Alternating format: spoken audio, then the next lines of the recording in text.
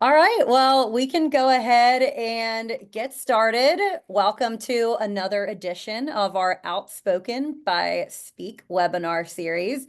I'm super excited about this one because I think it's coming at a very timely time, if you can even say timely time, to talk about the ADA web accessibility standards. I am joined by my perfect, awesome coworkers here, Kendra and Matt. I'll introduce them in just a minute, but they're going to take us through some guidelines and some helpful tricks so you can make sure that your website is up to standard in terms of ADA accessibility. So if you are a current client of ours, welcome. Great to see your faces. If you are new to us, extra welcome. We're going to be walking through some really practical tips here.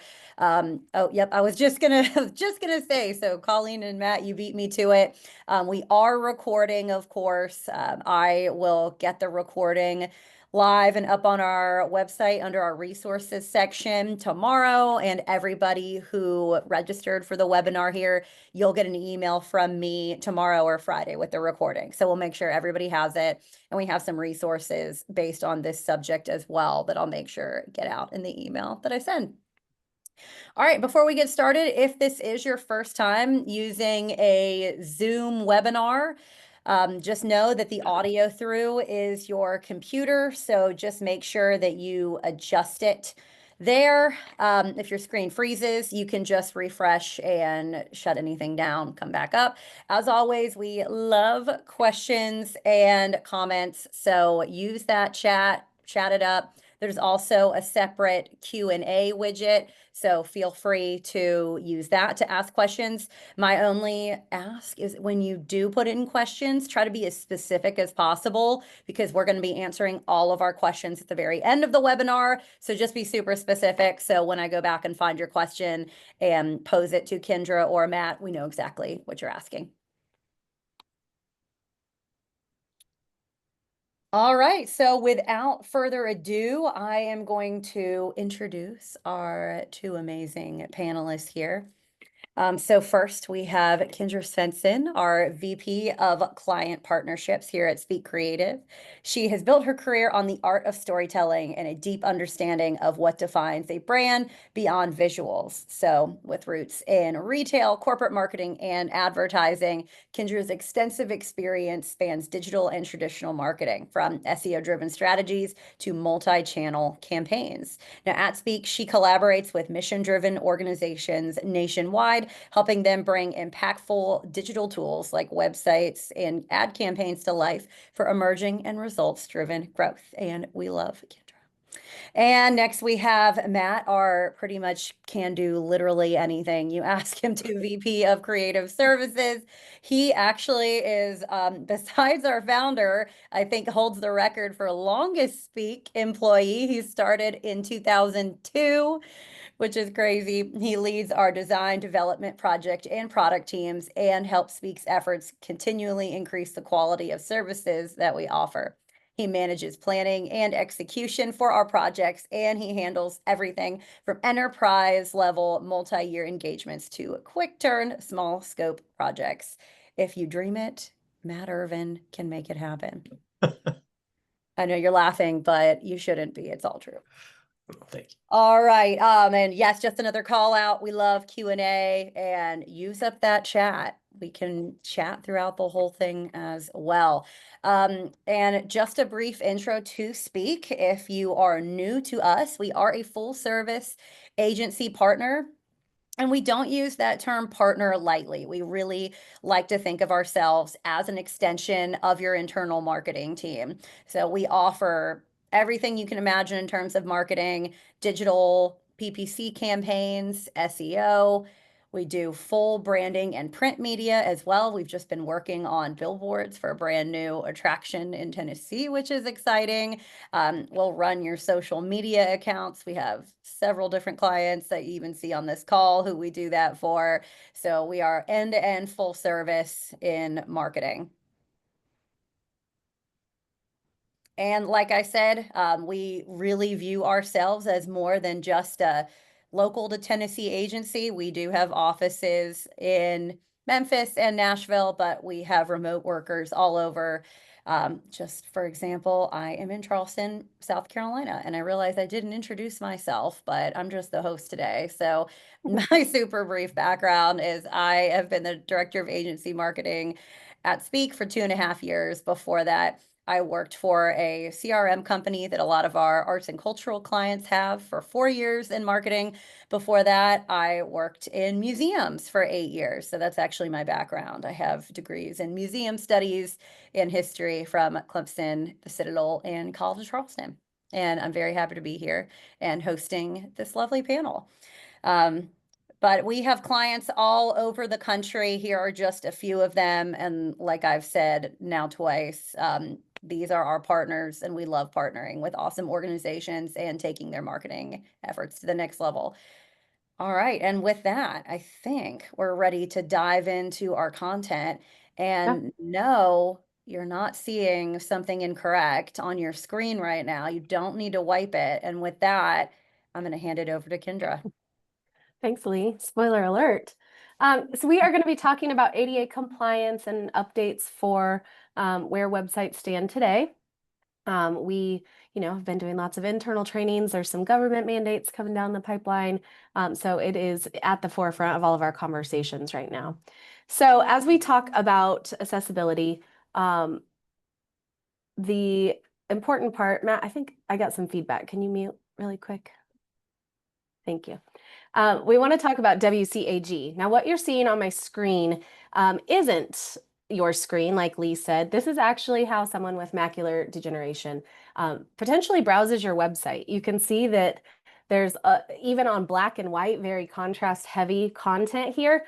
It becomes really hard to read. So when we're talking about accessibility, we're talking about a whole spectrum of abilities that are impaired or disabled in your users. So just as you would put these protections in place on site, we need to be thinking about the experience online.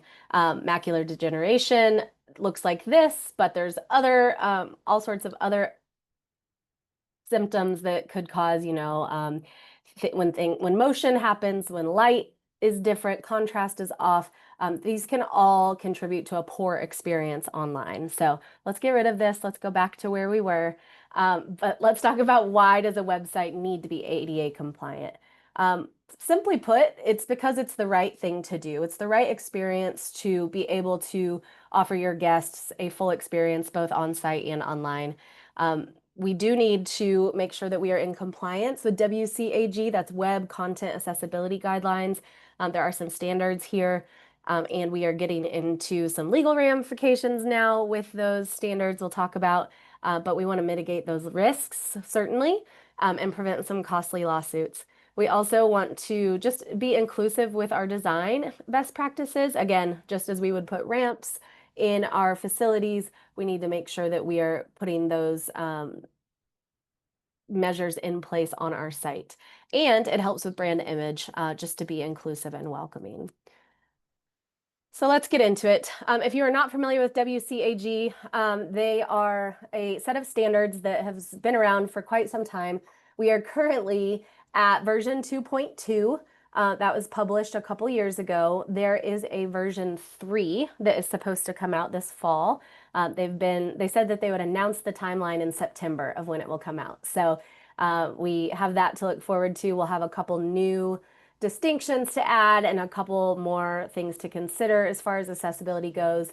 But it is a whole host of recommendations for accessibility. You can find it at this link. It's just w3.org, which is the kind of governing board for accessibility here. It stands for the World Wide Web Consortium, and they set the standard. So when we're talking about WCAG, that's what we're referencing.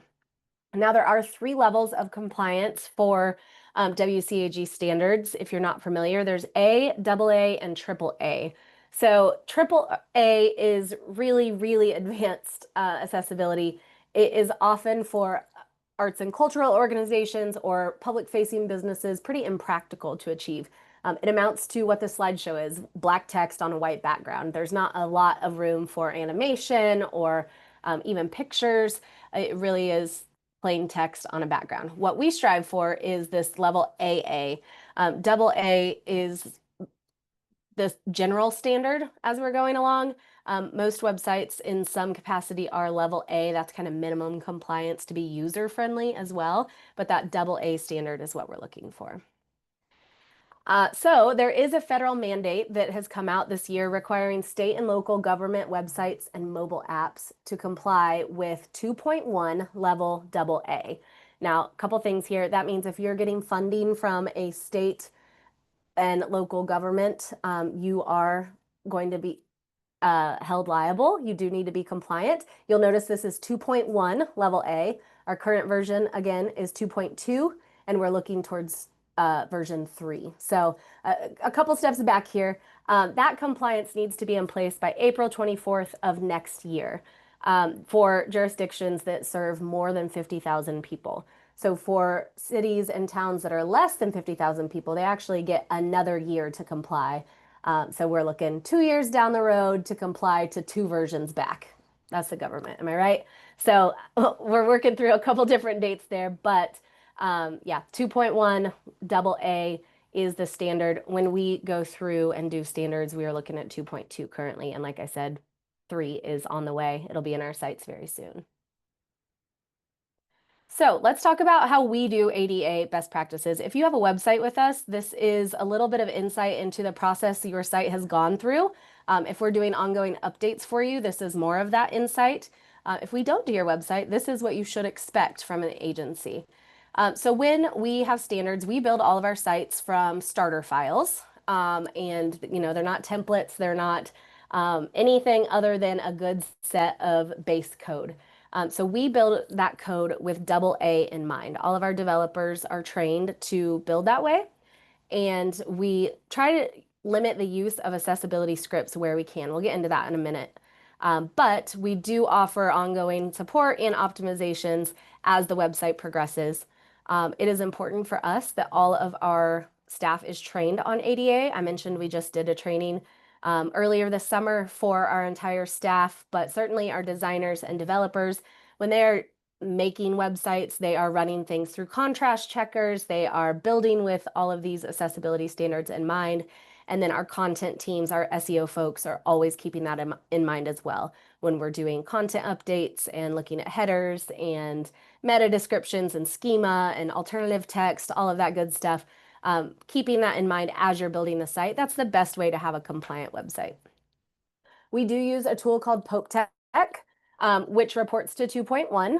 And that is a front-facing tool for us. We don't hide what it is. We appreciate them and what they offer, and we supply that report to clients. Again, that with our clean starter files and ongoing optimizations is really how we mitigate sites from becoming incompliant. Important to note that a site can be totally compliant, and as soon as a blog is updated, as soon as a picture is added, it can fall out of compliance. There is no real standard for it yet. We're hoping that we get there when the government puts these mandates in, but currently there is no certificate, there is no real governing you did it, no achievement certificate to display. There is a set of, there are statements that can be affidavits, signed, notarized, you name it. But again, as websites should be living and breathing, they will ebb and flow with optimization for accessibility. So the question you're probably asking, the question we're asked most often are, what about third-party tools? Are third-party tools any good? There's a few here. Accessibility, UserWay, those are ones that are most commonly thrown our way. Irvin, do you want to talk a little bit about these third-party tools? Yeah, I'd be glad to. The third-party tools are great for what they are.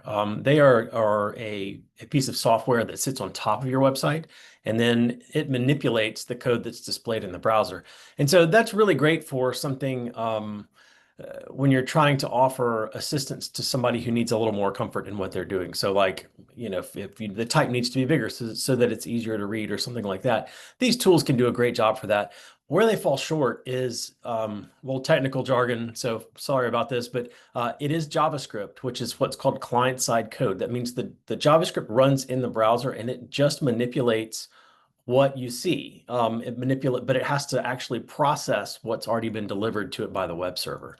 And so if you're using an assistive device that can't process JavaScript or doesn't process it well, then these tools are not going to be available and not going to do you any good, not going to do your users any good. And the other thing is there are third party. And so anytime one of the things we say in web development is own your dependencies or your dependencies will own you.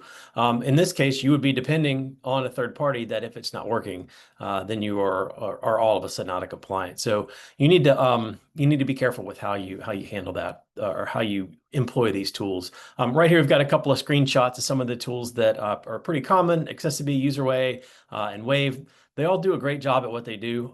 Nothing against them as a tool, as long as, again, you're using the tool for what it's designed to be used for. However, the right way to do it is to build the site so that the code you're delivering to the browser can be used by assistive devices and is ready to go, as opposed to wanting one of these devices to fix your code for you. So there you go. Let's move on to some FAQs real quick. The first one, so this is a good one. So how often should ADA sweeps be done? Minimum annually. If you don't change your website ever, or very infrequently, annually is great. Ideally every 6 months. So a good checkup every 6 months is recommended for everyone. Anytime you've added a new script or something to your website that could potentially change it, so you've brought in a third party, like we use Intercom for support. You need to check it after that. Make sure your third parties are following compliance rules as well.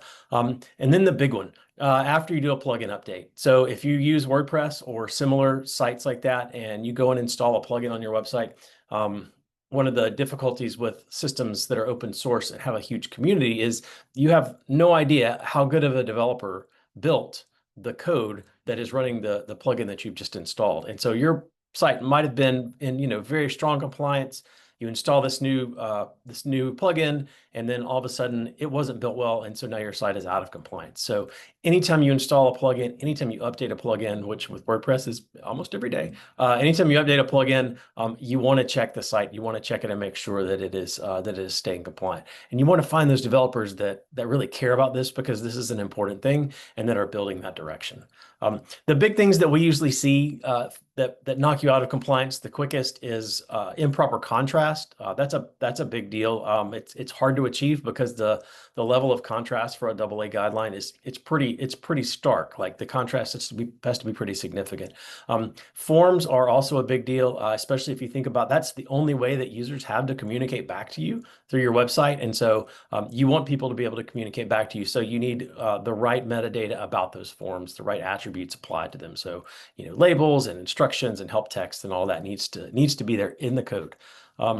Ticketing flows or other UI elements that become inaccessible. Again, check your third parties, make sure they're doing a good job. And then alt text missing on images. And just a quick note about alt text: it doesn't necessarily need to describe what's in the picture only. It needs to also talk a little bit about the use of the photo. So make sure that you're actually providing something that would help somebody visually understand or mentally visualize what it is that the photo is doing for your site. Thanks, Matt. So another question that we often get is, what can I do to ensure my site remains compliant? Like I said, it is an ebb and flow of content. You might have several editors on your site adding content. So it is important that it's just folded into your daily, monthly, certainly quarterly and annually checks. Accessibility statements in the footer are a good faith option. We have consulted a lot of clients on putting those in their footer. Basically just says we are making every effort to make sure the site is compliant. If you notice something is off, please email us. Please tell us. We are in good faith going to make an effort to change that. It is just a nice thing to do. I think it tempers any of the anger that we have. It's also important that you're aware of the log of changes, how often your reports are being done, how often your site is being optimized for that, just so that you have proof that you have made an effort there. If not the specific changes, just how often those reports are being done and where you would go to find that is very important. And then training staff on best practices for uploading content. Just like Matt said, when we're uploading images and we're putting in alt text, let's describe what it actually is. Let's make sure that our code is clean. One of the sneaky little HTML bugs that we see all the time is copy and paste from Google Docs. There's a lot of extra code that comes over when you're just copying and pasting. So making sure your code is clean, that's kind of a little bit more advanced for some of our users, but is important in maintaining compliance. So training your staff on how to use that. Of course, with our websites, we do offer free training for those staff members. So getting them signed up, that is definitely something worth asking if you are not familiar with that process.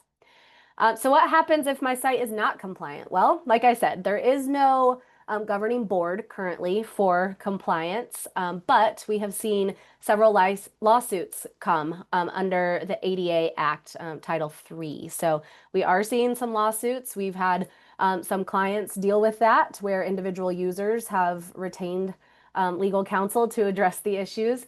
Fines and settlements are the typical standard outcome from those lawsuits, but something we want to avoid for sure. We do believe there will start to be state level enforcement. California has already offered some extra laws in place for ADA compliance. I know a couple other states as well. And then certainly reputation damage. Again, we want to protect the brand and make sure we're making every effort to give an inclusive experience. And if word gets out that it's super non-compliant, of course, your brand could be damaged. I have some examples here. Some are a little bit older and really set the case for what we're doing in 2025. But Domino's Pizza in 2019, there was a customer who was visually impaired. They could not order on their website or app, and the Supreme Court refused to hear their appeal and made Domino's heavily invest in some compliance updates. No word on what the settlement was specifically, but Domino's did lose that. In 2008, all the way, gosh, it seems so long ago now, Target was sued by the National Federation of the Blind because its website was not usable for visually impaired users, and Target settled for $6 million and agreed to overhaul its accessibility practices. They were kind of the first big case study, really started getting the attention of what accessibility is on the internet. Beyonce went through this a few years back. Again, a blind woman sued Beyonce, claiming the site lacked alt text for images and keyboard navigation, making it inaccessible. An undisclosed settlement and plenty of website updates were the outcome there. And one more, again, this was a while back, but Netflix, this was huge, was sued for failing to provide closed captioning on streaming content. And now Netflix captions 100% of its content. It paid $755,000 in legal fees. But as you know, captioning videos is now a standard practice, so really changed the way that we did some things. Some more recent figures here. In Q1 of 2025, that's where our aggregate data can get to right now. There's been 983 ADA web-related lawsuits. That's 25% over that same period last year. So we are seeing an increase of people actually bringing it to court. These filings come from a few hotspots: New York, Florida, California, Illinois. I'm assuming that's Chicago. So there are a couple geographic hotspots, but it really is coming from throughout the nation. And then UsableNet's mid-year report shows over 2,000 digital accessibility lawsuits have been filed, and they are projecting 5,000 cases by year end, a 20% increase over 2024. So we're seeing the data, 25 to 20% increase over last year means it's a lot more important. It's a lot more visible this year than ever before. This is the part where I'm sure you'll want to screenshot. You'll want to go download these resources. I'm going to give you a little bit of a checklist of things to work through. If you haven't, these are pretty front-facing. Anyone who's editing a website can do. Of course, if they feel too technical, that's a great moment to reach out to us or to your administrator to get some extra help on. Text and visual content, things like using high contrast. WCAG AA is 4.5 to 1. There are contrast checkers out there on the internet you can use. And then avoiding relying on color to convey information. So, just labeling your stuff in pink doesn't mean that it's specific to a certain section of your website. It really needs to be labeled correctly. Images and media, add alt text. That's, absolutely where we see the most compliance come. Is it's so easy to pop in an image and move on with your day, but making sure descriptive alt text is in there, providing captions and transcripts, and then avoid auto playing media. If it's a background video, that is a little bit different. It meets, if it's not distracting to the eye, it does meet compliance. We're talking about videos, sounds that kind of play as soon as your page loads. That is something that we don't want to see. Navigation and structure, making sure that you can use your keyboard to go through navigation, that's important, as well as visible focus indicators, so making sure that there are highlighters in place. And then using logical hierarchy. You all know how hard it is to navigate a website when their H3 is the biggest thing on the page. So just making sure that that makes sense for your content. Using H1 to give the most meaning, that's your page title, H2s to break down main content, and then using the rest as subheadings. That's best practice for screen readers because that's what they're conveying to the user. For forms and interactive elements, all fields need to be labeled. That's another big one that we see a lot. Error messages that are clear to understand and navigate to are important. And then clickable areas, making sure they're large enough. People with mobility issues, low vision can have trouble finding that, and so making sure they're usable. And then a little more technical, using semantic HTML, basically telling those readers what part of the website is what, calling out where your nav is, your main body, and your footer. Adding labels and ARIA roles is important there. And then we recommend testing with screen readers. There's a few that are on if you use a Mac, there's a few built in, but a lot of disabled users are actually using equipment to navigate through websites. And so understanding what that experience is like is just as good to us as, using a cell phone to understand the mobile experience. So don't be afraid to go native and really test that way. As far as testing and maintenance, the biggest thing here is include accessibility testing in your QA process. Anytime you're making updates, you want to preview your page, put in some accessibility testing into that QA process. That will help us make sure that we maintain compliance. As always, we are here to help. If you would like to get just a complimentary scan of your website, we're happy to offer it. We offer it to all of our clients. You can email us at hello@madebyspeak. And I think, Lee, you even said if they want to put their URL in the chat. Is that correct? Yes, it is. Yeah, if you go to this next slide, this is something that we regularly offer all of our clients now. So if you haven't had yours recently, definitely reach out to your customer success manager. Yep. But if you are not a client of ours, we are happy to offer this. So yeah, if you can send us an email, but if it's even easier than that, you can just drop your URL in the chat. I'll take note of it and we'll do that for you complimentary, and it'll come up with various things, and you can either work on them yourself in-house or you can tap us and we're happy to work on that for you too. Yeah, it's easy to be intimidated by some of these numbers if you all are taking these numbers in. Things like very low contrast, where you see 2,312 occurrences, that feels like a really large number. Typically, it's things that are site-wide.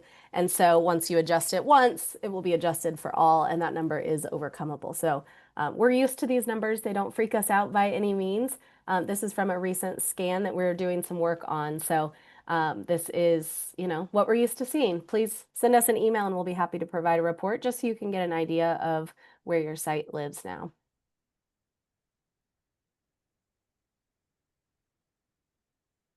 All Okay, right. you want to Yes, do we some have questions? we do. We have a few questions come in, and I see more people are putting their URL in, so that's great. Keep typing those in for us. We're happy to take care of that for you. And if you have questions, we have a few, but if you have more, go ahead and put them in, and we'll get started on answering those. So the first one I have here, great question to kind of start it off with. This person wants to confirm if you are an organization receiving state and local government funding, you must comply with the AA standards by next year. Is that true? Great question. Yes. So if you are in a municipality of more than 50,000 residents, Yes, and we do have a source for that that we can share. It's from the ada.org website. Lee, if you'll pop that in the channel for them. I Um, will. it is for municipalities of 50,000 or more by April 24th of next year. And then the following year is 50,000 or less, or I guess 49,999 or less. So there is some time if you're in some smaller areas, but definitely something to get in place if you are in one of the larger metros. Awesome. Great answer. Next one that I had come in, we are a very small organization. We don't have any sort of IT department, but I want to make sure that we are compliant. Other than doing your free audit, which we will definitely do you have any suggestions for someone who doesn't really know where to start? Uh, or Matt, you might have some other advice. I would say go to your content, the things that you're regularly editing, and start there. When we're talking about blogs, images, those are all things that you have access to. That's where I would start, doing some of those best practices that we went over on that checklist. Certainly, the audit is really going to dig into a lot of the technical, the HTML and code. And so, depending on your level of comfortability, getting someone involved there who is comfortable is important. But you can manage your HTML through your web content. So I would recommend starting there. Yeah, that's what I was going to say too. The audit will really tell you what the extent of the effort that you're going to have to output. We Awesome. had another question come in on the chat. Someone asked if any of the no-code builders out there are do a good job with this, and unfortunately, I don't know. I don't do a lot with Wix or GoDaddy or Squarespace, any of those guys. Um, my initial guess is that they probably do. They probably provide the tools for you to do that. However, as with anything else, it would be up to you to make sure that you're using the tools correctly. So you would have to, make sure you're entering the alt text and make sure you're structuring your pages semantically, with the H1 being the big idea and the, twos and threes and fours being ideas below that. But a good scan of a website, even if it is a Wix or Squarespace site, would also reveal any issues that may exist. And I would say, I guess this answers maybe both questions, but a lot of just good user experience is making sure your website is accessible. So if you're following great UX practices, making sure that everything is readable within good margins. I know Canva has some tools out there now that check for accessibility. Um, Facebook, same thing. They're going to make sure you can now add alt text to your Instagram pictures, your Facebook pictures.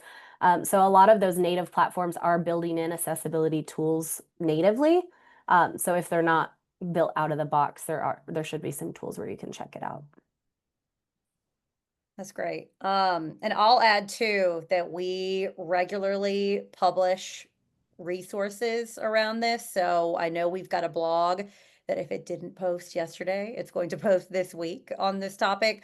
We also have a tip sheet that lives in our resource section. So I'll make sure in my follow-up email with the recording, those come through too.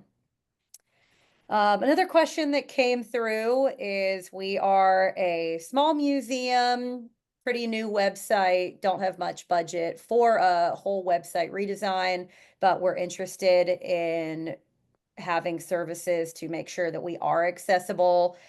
So what does that look like if we were to start working with Speak? So, great question. Yeah, love that question. Yeah, we can. So typically, what we will do for a client is run the scan and put an hourly budget to what we believe it'll take to knock that out. So there is a one-time optimization that's available. And then typically we go into kind of a bucket of hours to address it on a monthly kind of rolling basis. So we will do a monthly scan, address any issues until we make it through that bucket, whatever it might be. So we can be pretty agile for it. We know this is so important. So we, want to be helpful there. But I would start with the scan, and that will really kind of dictate what the options are.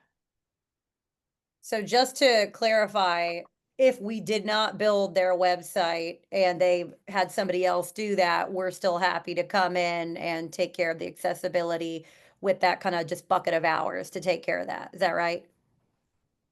Yes. Yep. We will, take a look, assuming it's not on some crazy CMS that no one's ever heard of. We should have all the tools we need to address it. There's a few out there though. Yeah. Oh no, I'm not surprised. All right. Well, we have run through all of the questions that we have here. So unless I have a few more that are coming through, I can start to sign us off. So Kendra, you can move through Yeah. my slides. So as always, thank you everybody who attended today. I rarely get you out of here before the full hour, so you're welcome for the time back, as they say in corporate world. Thank you to Kendra and Matt for running us through this. I certainly learned a lot myself, and I hope everybody did as well. We do these webinars just about every other month, and we do a wide range of topics. So obviously today was super technical. Sometimes we talk more higher level. We get into marketing campaigns, websites, all the things. So if you would like to be a speaker or a panelist on my next webinar, all you need to do is shoot me an email. I'm always looking for awesome speakers to join us on this series. And again, thank you so much. And we will see you guys next time. Stay Thank you cool. guys. Get out of all that heat that you guys are in. All right. Thanks all.